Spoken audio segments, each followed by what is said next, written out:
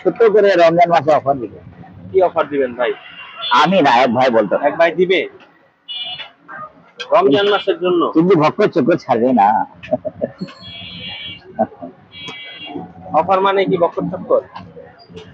আরে আরে তো আমি 700 টাকা 650 টাকা দেবো, আর বাপের গোয়াল তো দিব।